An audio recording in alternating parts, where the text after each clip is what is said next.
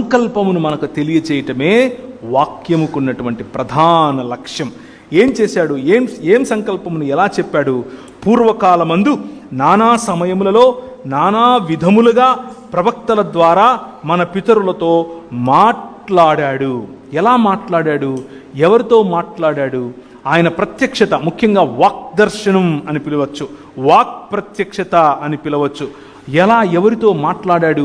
ఒక మాట చేత సృష్టించినటువంటి దేవుడు తనను తాను నేను భూమ్యాకాశములకు దేవుణ్ణి, నేను నక్షత్రములకు దేవుణ్ణి, నేను సూర్యచంద్రాదులకు దేవుణ్ణి అని చెప్పుకోవడం మానేసి నేను అబ్రహాము దేవుణ్ణి, నేను ఇస్సాకు దేవుణ్ణి, నేను యాకోబు దేవుణ్ణి. It's a personal God.